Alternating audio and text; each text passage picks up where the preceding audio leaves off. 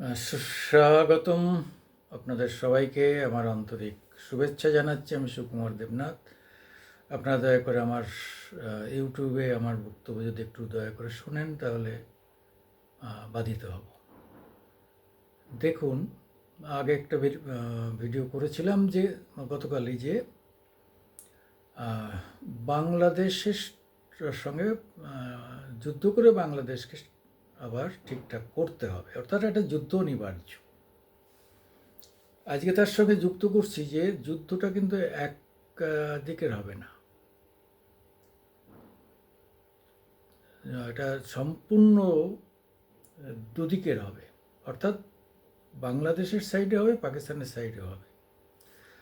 যেদিন পাকিস্তানের সাইডে দিকে সেনা সমাবেশ বাড়বে, তখন বুঝে নিতে হবে যে যুদ্ধের দামামা অনেকটা কাছাকাছি আসছে। তা বাংলাদেশ যুদ্ধ লড়বে আমাদের সঙ্গে। শুধু একটা জিনিস বলি, অস্ট্রেলিয়ার নামটাম তো অনেক আপনারা জানেন, আমি আর কি বলবো। 6 লক্ষ টাকা বেশি বাজেট হচ্ছে, 6 লক্ষ কোটি, 6 লক্ষ কোটি টাকার বাজেট হচ্ছে ভারতের ডিফেন্সের। তাদের কী কী কেনা যায়, কী কী করা যায় সে আপনারা জানেন। আর বাংলাদেশের বাজেট হচ্ছে 40,000 কোটি টাকা। 40,000 কোটি টাকা, সেটাই তাদের নাভিশ্বাস উঠছে যে ভারতের হচ্ছে 6,21,941 কোটি টাকা। হ্যাঁ, আর বাংলাদেশে হচ্ছে 40,360 কোটি, মানে 1 কোটিও না, আমাদের 13 ভাগের 1 ভাগ, 13 ভাগের 1 ভাগ তারা যুদ্ধ করবে। আমাদের কি ব্যালিস্টিক মিসাইল আছে, অগ্নি নিউক্লিয়ার বহন করতে পারে, ভাবা যায়। সারফেস টু সারফেস মিসাইল আছে, সুপারসনিক ক্রুইজ মিসাইল, সাংঘাতিক সাংঘাতিক সুপারসনিক, মানে শব্দের থেকেও বেশি গতিতে চলবে। Assault rifle, Pinaka, barrel rocket টকেট এইসব বাদই দিলাম। আর আমাদের তেজস আছে, তারপরে ইয়ে আছে, আমাদের অনেক ধরনের বিমান আছে, আপনারা জানেন। রাফায়েলের কথা তো আপনারা জানেনই।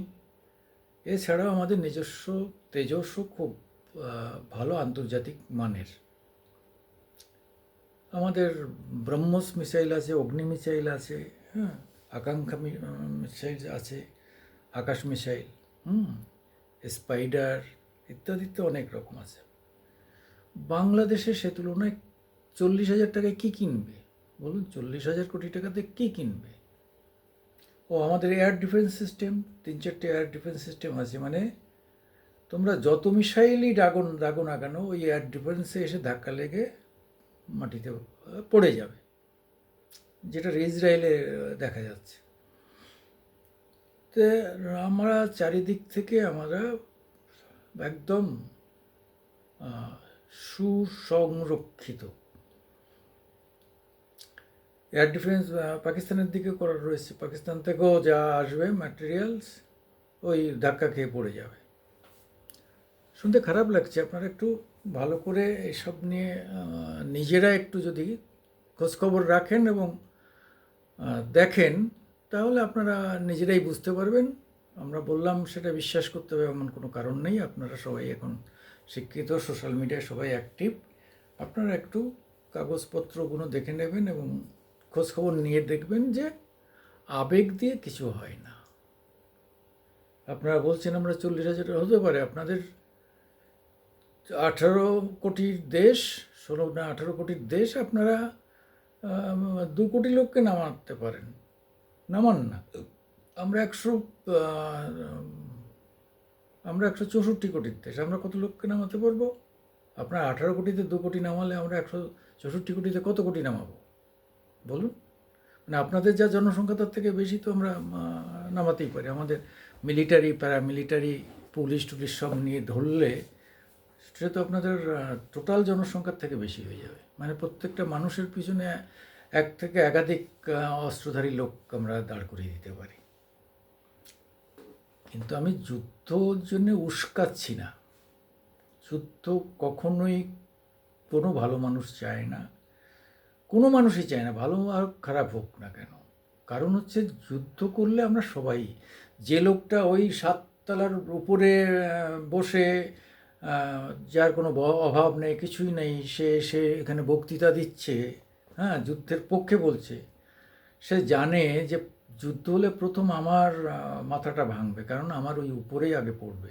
ওই গরিব মানুষের ঝুপড়িতে গিয়ে বোম পড়বে না, বিমান পড়বে না, যুদ্ধ বিমান সেটাকে টার্গেট করবে না, ওই 7 তলার উপরে টার্গেট করবে।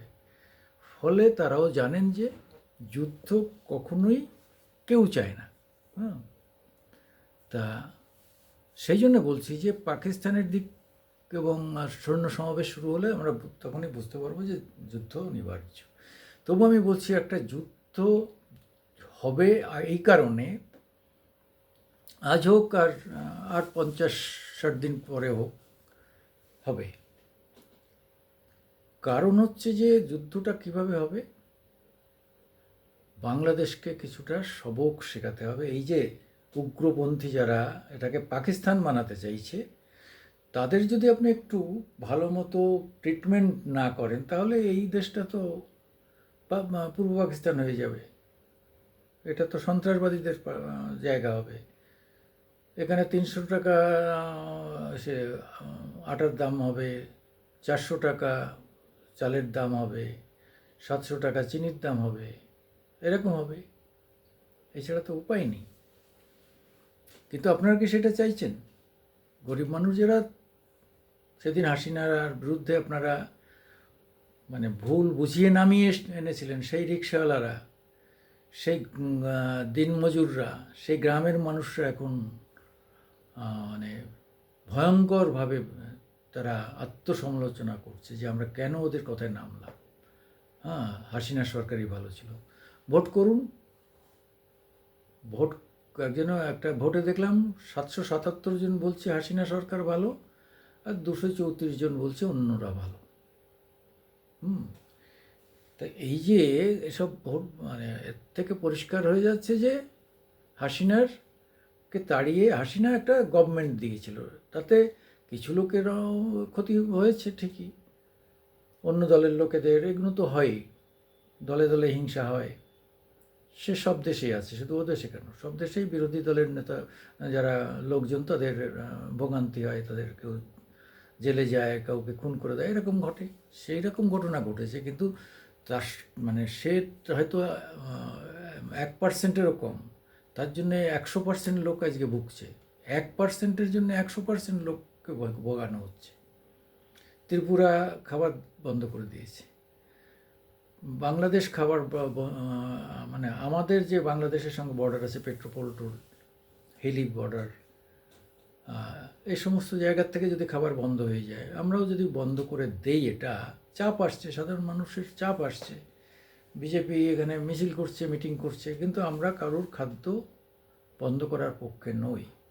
আজ থেকে 3 বছর আগে আমি মেলে এখনও লেখাটা আছে, আমি বলেছিলাম ভারতকে যে পাকিস্তান খেতে পাচ্ছে না, পাকিস্তানের মানুষ, প্লিজ খাবার পাঠাও তাদের জন্যে।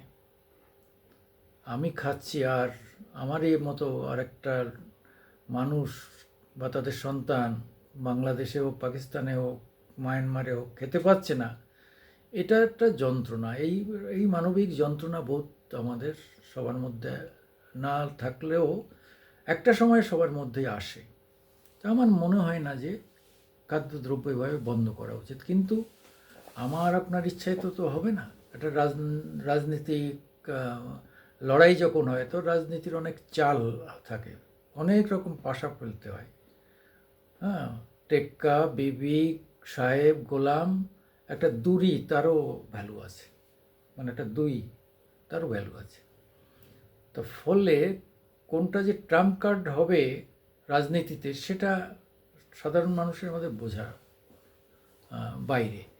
আমরা সাংবাদিক হিসাবে ভিতরের অনেক খবর টবর পাওয়ার চেষ্টা করি, অনেক কিছু যাই করি না কেন, কিন্তু একজন সামরিক বাহিনীতে যে আছেন বা এদের পরিচালনা করছেন ডিফেন্স মিনিস্টার বা তার স্টাফ, আমলারা, তারা যা বুঝবেন, তারা যা প্ল্যানিং করবেন, আমরা সেটা এখান থেকে বুঝে উঠতে পারবো না যে কোনটার জন্য তারা কী করছেন।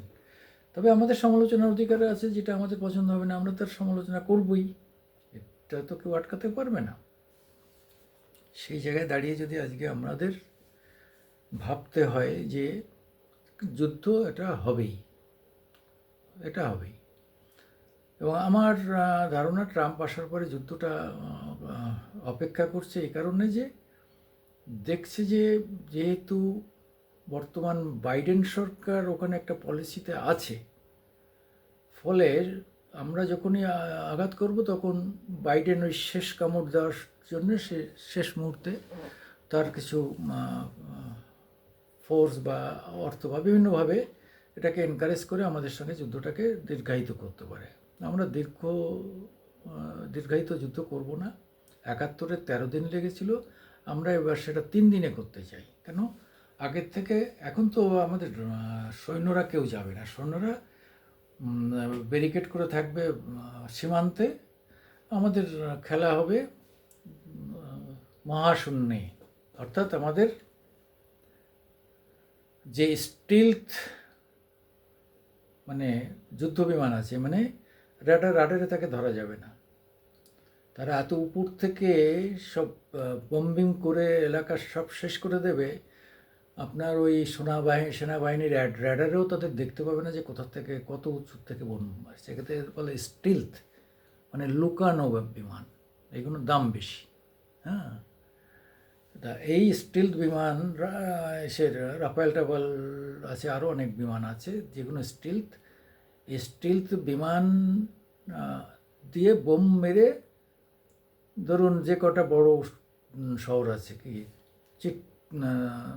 চট্টগ্রাম সেকেন্ড, 1 নম্বর হচ্ছে ঢাকা, চট্টগ্রাম, এদিকে খুলনা আছে, ওদিকে বরিশালের বাকরগঞ্জ আছে, এইরকম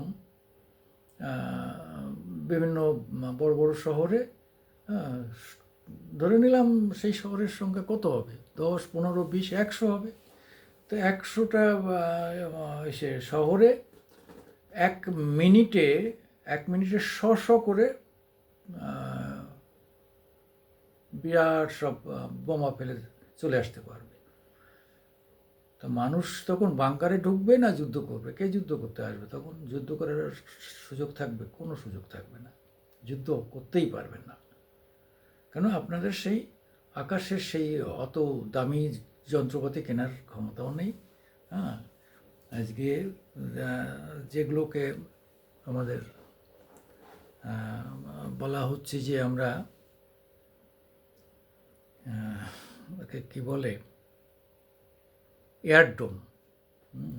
এয়ারডোম যেটাকে বলে, যে 2000 মিসাইল ছেড়েছিল একসঙ্গে ইরান ইসরায়েলে, তার মধ্যে মাত্র 2টো সাইড